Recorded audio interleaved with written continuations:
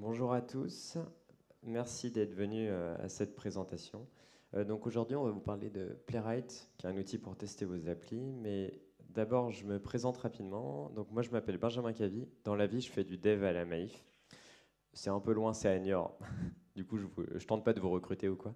Mais par contre, ce qui peut être cool, c'est qu'on édite un certain nombre de produits open source. Donc notamment, on a une brique de feature flag, un reverse proxy, HVI Gateway, pas mal de petits outils de machine learning et tout.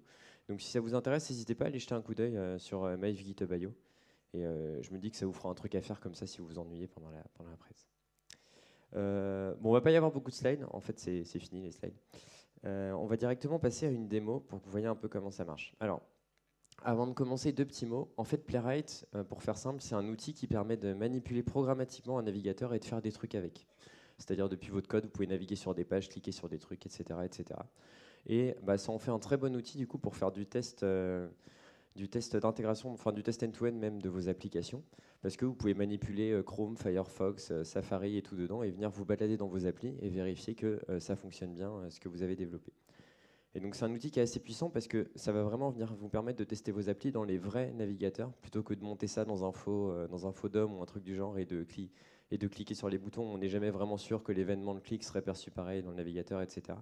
Donc ça, c'est vraiment le point fort de Playwright, c'est que ça manipule vraiment des vrais navigateurs. Alors je vais tout de suite vous montrer ça. Alors toute la presse va s'appuyer sur une des applis open source qu'on développe à la Maïf qui s'appelle Izanami.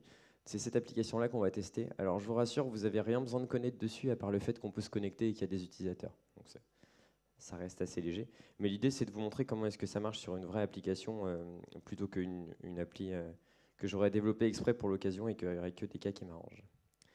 Donc on va commencer tout de suite. Donc j'écris un test et le test me donne un objet page. En fait, ça va être l'onglet de mon navigateur.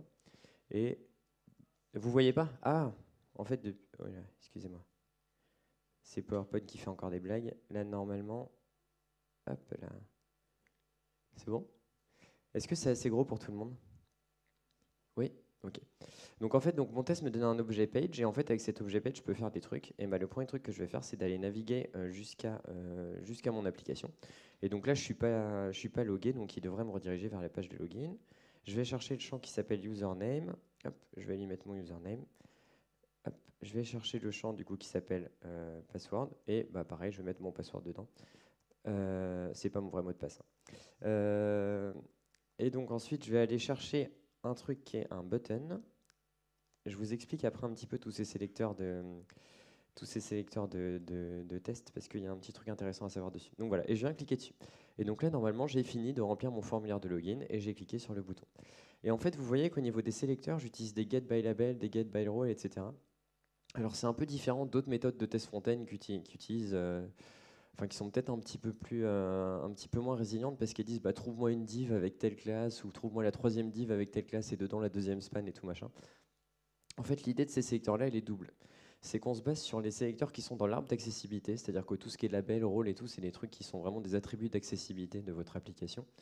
Et la première idée, c'est que même si vous changez, imaginons votre framework de composants graphiques dans votre application, bah en fait, votre bouton avec marqué login dessus, ça va toujours être un truc avec le role button et marqué login. Donc l'idée, c'est que vous avez une certaine résilience dans les tests que vous écrivez vis-à-vis d'éventuels changements que vous pouvez faire dans votre appli. Et l'autre truc, c'est que ça vous assure que vous avez au moins un premier niveau d'accessibilité. Alors, c'est très loin d'être suffisant, mais si via ça, vous n'êtes pas capable de remplir un formulaire avec les attributs d'accessibilité, c'est qu'il y a vraiment un gros souci d'accessibilité en général. Donc, ça permet d'avoir une première idée. Ok, donc maintenant qu'on a fait des trucs, on va vérifier que ce qu'on a fait, ça a bien marché. Donc, on va faire un petit expect et on va dire, je m'attends à du coup à ce que je sois arrivé sur la page home, donc qui est la page sur laquelle j'arrive après le login. Et on va même mettre un deuxième expect par gourmandise. On va dire qu'on s'attend à trouver un texte qui dit Welcome to Izanami. Hop là, puisque c'est le message qui est affiché quand on arrive. Et on va dire qu'on s'attend à ce que ce truc-là soit visible. Hop, voilà, donc là maintenant je vais venir lancer mon test. Alors il y a plein de manières de le lancer, il y a même une intégration VS Code qui est pas mal foutue. Mais là je vous le lance en ligne de commande. Alors attendez, hop là, j'ai oublié de mettre un petit truc de setup dans mon test. Hop. Donc voilà, là je lance mon test et je vais dézoomer un peu. Et en fait, ça, c'est un des points forts de Playwright. Là, vous voyez, il y a plein de fenêtres qui s'ouvrent. En fait, il est en train de m'ouvrir les 3 navigateurs, donc Google Chrome, Firefox et un espèce d'équivalent à Safari. Et du coup, mon test s'exécute, et il peut même s'exécuter en parallèle dans les 3 navigateurs. Donc c'est cool parce que ça s'exécute dans les 3 navigateurs, et comme c'est capable de le faire en parallèle, bah, ça va plutôt vite. Bon, comme on n'a que 15 minutes, on va pas faire tous les scénarios dans les 3 navigateurs, donc on va continuer avec que Chrome pour cette presse. Donc ça, vous avez vu, ça marche plutôt bien et tout. Après, si on n'utilise que ce mode-là, les tests deviennent vite un peu galères à écrire parce qu'il faut ouvrir la page, il faut aller voir dans l'arbre d'accessibilité, trouver ce que c'est les attributs du truc qui vous intéresse et tout. C'est pas hyper pratique. Donc je vais vous montrer l'outil qui, moi, m'a fait un peu tomber amoureux de Playwright. J'espère que ça vous fera le même effet. Qui s'appelle le CodeGen. Alors en fait, le CodeGen, qu'est-ce que c'est? C'est un truc qui va vous ouvrir un navigateur, et il faut voir ça comme un espèce de navigateur avec un keylogger derrière. C'est-à-dire que tout ce que je vais faire dans ce navigateur, ça va être enregistré, et en fait, il va me générer le code des tests qui correspond à ce que je fais. Donc bon, là, je vais me reloguer. Alors là, hop, ça vous permet de voir ce qu'on a fait tout à l'heure. Voilà, on arrive sur la page avec marqué Welcome to Izanami et tout. Et on va faire un cas de test un peu plus complet. On va venir inviter un nouvel utilisateur. Alors, dans les Izanami, ça marche par mail, mais là, il n'y a pas de mailer de configurer, donc je peux mettre n'importe quoi. Hop, je génère un lien d'invitation. Là, l'idée, c'est que ce lien d'invitation, je dois l'envoyer à l'utilisateur que je veux inviter. On va dire que, hop, c'est moi l'utilisateur. Je, du coup, crée mon compte en saisissant mon login et mon mot de passe. Je crée mon utilisateur, et là, je suis ramené, du coup, sur l'écran de login, et je vais vérifier que mon nouvel utilisateur a bien été créé. Donc, je saisis le même login et le mot de passe, je me connecte, et là, on voit que je suis bien connecté avec le nouveau compte. Et là, donc, je suis passé en mode. Alors, il y a un petit œil en haut, vous voyez peut-être pas très bien. Je suis passé en mode assert, en fait, c'est-à-dire que le CodeGen, on peut le faire passer en mode assert, et je vais lui dire vérifie que ce truc-là est bien visible. Alors, pourquoi ce truc-là? Parce qu'il y a marqué codeur, qui est le username que je viens de créer. Et bah, du coup, je vérifie que je suis bien logué avec ce truc-là. Hop, donc je ferme ça, et là, vous voyez, alors je vais vous mettre en light mode, voilà. Ça, c'est le code qui m'a généré, où il décrit tout ce que j'ai fait, les clics dans les champs, quand j'ai rempli les boutons, etc. etc. Et donc là, il m'a généré du code en JS. Et ce qui est puissant avec ça, c'est qu'en fait, si je veux, bah, il peut me le convertir en Python, il peut me le convertir en Java. En fait, Playwright, ça supporte plein de langages, du .NET aussi. Et donc, il peut me le convertir comme ça sans aucun souci. On va prendre tout ce code-là et je vais vous montrer comment est-ce qu'on peut convertir ça en un test un peu plus fiable, parce que c'est pratique, mais il y a quand même pas mal de déchets dans ce qui génère, bah, notamment le fait de cliquer dans les champs avant de les remplir ou des choses comme ça n'a aucun intérêt pratique. C'est juste qu'il l'enregistre au cas où il y en a besoin. Et un autre truc qui lui a posé souci, c'est que là, vous voyez, j'ai un objet page1 qui est pas défini. En fait, ça, c'est quand j'ai ouvert un nouvel onglet.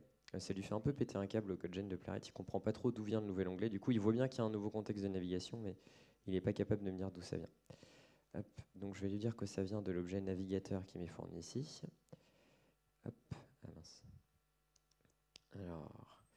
Donc l'objet navigateur, c'est un autre objet qui m'est fourni en entrée d'un test. Donc je vais créer un nouveau contexte. Un contexte, il faut voir ça comme une nouvelle fenêtre de navigation privée en fait. Et là-dedans, bah, je vais venir ouvrir un nouvel onglet. Voilà. Et donc c'est de là que vient mon truc page1. Alors il y a un autre souci dans ce test, c'est que vous voyez en dessous, dans le goto, il y a l'URL, le token d'invitation qui est codé en Durand. Bon, évidemment, mon token d'invitation, il est régénéré à chaque fois, sinon d'un point de vue sécu, ça serait pas foufou. Donc on va juste contourner le truc. En allant, on va carrément aller récupérer la valeur de l'input de la textbox dans laquelle le token était affiché. Alors je pourrais aussi cliquer sur le bouton copier et m'appuyer sur le fait que ce serait copié dans le presse-papier, mais malheureusement cette fonctionnalité-là n'est pas encore supportée dans tous les navigateurs. Hop là. Donc là voilà, j'ai récupéré mon URL. D'ailleurs, vous voyez que je mets des await partout dans mon code. En fait, c'est parce que Playwright, la plupart des trucs qui vous renvoient, c'est des promises. Et du coup, c'est cool parce que vous pouvez utiliser toutes les méthodes de manipulation de promises si vous voulez faire des trucs en parallèle ou quoi, c'est assez pratique. Et c'est un des points forts de l'outil par rapport à. Moi, j'utilisais beaucoup Cypress avant. Et pour moi, c'est un des gros points forts de l'outil par rapport à Cypress qui a une grammaire et des objets propres qui sont assez durs à prendre en main. Donc là, j'ai supprimé tout le code de login. Il faut juste que je lui dise où aller. En fait, j'ai supprimé tout le code de login parce que je l'ai déjà codé là-haut. Et donc, on va le factoriser. C'est-à-dire que mon test là-haut, plutôt que de devenir un test, ça va devenir un test.beForEach. Et du coup, il va venir s'exécuter avant tous mes tests. Alors, il y aurait moyen de faire mieux que de se reloguer avant chaque test. C'est un truc de config à faire, mais c'est pas très intéressant à voir, donc je vais pas forcément vous le montrer aujourd'hui. Hop, donc là, le fait de cliquer dans les champs, le fait de faire tabulation, etc., bah, j'en ai pas vraiment besoin. Parce qu'en fait, directement en sélectionnant le champ et en faisant un point fil, ça marche très bien. Hop, et ici, alors il y aura un autre bug qui ferait que ça ne marcherait pas. C'est qu'en fait, sur ma page d'invitation d'utilisateur, vous savez, j'avais username, password et la password confirmation. Et bah du coup, ce sélecteur-là qui est censé être sur la page de login, s'il se réexécute trop vite, et ben il va venir réécrire dans mon formulaire d'invitation. Parce que plutôt que de prendre de username, en fait, avec le sélecteur username, ça va matcher sur le champ username étoile parce que par défaut, Playwright est assez tolérant sur les sélecteurs. Donc on va juste lui dire, attends d'avoir un champ avec juste username d'afficher. OK. Et il y a un autre truc qu'il faut que je fasse, c'est que je me fais avoir à chaque fois, je suis content pour une fois, j'y pensais avant. En fait, là, mon utilisateur, il est déjà créé dans la base de mon username qui est derrière. Donc, dans ma fonction de before it, je vais rajouter un petit cleanup. Je vous montre rapidement ce que ça fait. En fait, le cleanup, bon, c'est un peu bourrinos, hein. Mais ce qu'il fait, c'est qu'il prend un client Postgre, il va dégager tout ce que je veux reset dans ma base entre mes tests. Et ça, c'est un autre truc cool, c'est qu'en fait, Playwright, c'est vraiment du Node. Du coup, vous pouvez importer n'importe quel module pour faire du Postgre, pour faire tout ce que vous pouvez faire en Node. Et bah, du coup, vous pouvez faire ça dans vos tests. Donc ça, c'est un autre truc que je trouve assez puissant. OK, donc le moment de vérité, on va lancer les tests et on va même lancer les tests avec un mode UI. Hop là, je vais le mettre en light theme. Est-ce que je peux zoomer? Oui, je peux zoomer. Et donc là à gauche, vous voyez, vous avez le test que je viens d'écrire. Donc il me propose tous les tests qui sont dans mon projet. Et j'ai oublié de dire au navigateur de ne pas se rouvrir, désolé. Et donc du coup ici, arrêtez de vous ouvrir le navigateur. Donc là on a vous voyez, il y a des petites lignes de vie avec mes process de test. Et donc c'est sympa parce que je peux remonter dans le temps, aller voir l'état de mon UI à un instant T, etc. Et il y a même deux lignes parce que là j'ai mes deux contextes de navigation, du coup mes deux onglets qui ont été ouverts. Et je peux faire plein de trucs sympas. Je peux venir ouvrir n'importe quel endroit du test, je peux l'ouvrir. Et ça, c'est pas juste une image en fait. Ça, c'est vraiment un snapshot HTML qui a été pris au moment du truc. Donc pour débugger, trouver les trucs d'accessibilité et tout, c'est vraiment extra. Et c'est ça que j'aime bien dans Playwright, c'est qu'au niveau expérience de dev, c'est vraiment super cool. Ok, je vais vous montrer un autre truc. On va juste l'appeler errors. Je vais vous montrer comment est-ce qu'on bouchonne, comment est-ce qu'on fait des bouchons en Playwright. Parce que c'est un truc qui est vachement pratique quand vous faites des tests front-end, c'est que des fois, c'est un peu dur de tout instancier.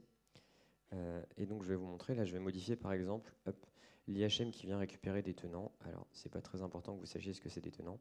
Ce qui est important, c'est de savoir que quand on va l'appeler, ça va pas marcher parce que je bouchonne le truc pour dire que ça doit pas marcher. Hop. Donc on va dire qu'on renvoie une erreur 500 et on va dire qu'on renvoie un payload JSON qui dit que le message, ça va être Rouen. Habituellement, je mets coucou Rouen, mais j'ai fait trop de fautes de frappe à la répétition. Maintenant, je mets juste Rouen. Ah ouais, donc là, on va se rendre sur la page d'accueil. Localhost, tac, home. Et sur cette page-là, du coup, je sais que cet endpoint que je viens de bouchonner, il est appelé. Et donc, je vais faire un expect en disant, ça va être un peu la même soupe que tout à l'heure. Je vais dire, je m'attends à avoir un texte qui dit Rouen. Et je m'attends à ce que ce truc-là soit visible parce que c'est dans mon message d'erreur. Hop là. Et donc là, vous voyez, mon test s'est rajouté directement dans mon UI ici. Et si je lance mon truc, normalement, on va bien voir... Ah oui, j'ai encore oublié de dire à mon navigateur de ne pas se rouvrir, je suis désolé. Hop, on peut le mettre en mode headless pour qu'il arrête de popper comme ça. Donc là, on voit que mon test a marché. Et ce qui est sympa, c'est on a aussi accès à l'onglet réseau. On voit tous les accès qui ont été faits pendant le test. Et on voit que j'ai bien eu un truc de retour qui a eu un message Rouen. Donc ça, c'est encore un truc très cool. Je vous montre un dernier truc. Hop, il me reste encore, oui, ça, il me reste un petit peu de temps. Je vais vous montrer un test de non-régression visuelle. Alors en fait, les tests de non-régression visuelle, c'est des trucs qui sont assez waouh et qui peuvent être assez pratiques, par exemple si vous maintenez des libs de composants ou des trucs comme ça. En fait, l'idée, ça va être que je vais demander à Playwright de venir prendre un snapshot de ma page et d'une fois sur l'autre, je vais lui demander d'expect que ce truc-là n'a pas trop changé. C'est un test de ça s'appelle un test de non-régression visuelle. Donc voilà, je suis désolé, j'oublie toujours. Donc là, désolé, je fais ça sur ma page de login. Où du coup, je viens prendre un screenshot de ma page de login. Ouais, ok. Et du coup, hop, le premier test a merdé parce qu'il n'y avait pas de screenshot, et le deuxième va passer parce que du coup, là, il a pris un screenshot lors du premier test. Et en fait, si jamais la page change et tout, vous avez une petite UI avec un slider, vous pouvez vous déplacer sur la page, voir ce qui a changé en mode avant-après et tout. Enfin, c'est assez puissant et assez cool pour des cas spécifiques du style les composants graphiques ou les trucs comme ça. Hop. Je vous remercie beaucoup de votre attention. Si vous avez des questions, n'hésitez pas à venir me voir. Il y a plein d'autres trucs que Playwright peut faire. Et n'hésitez pas à me laisser du feedback. Merci.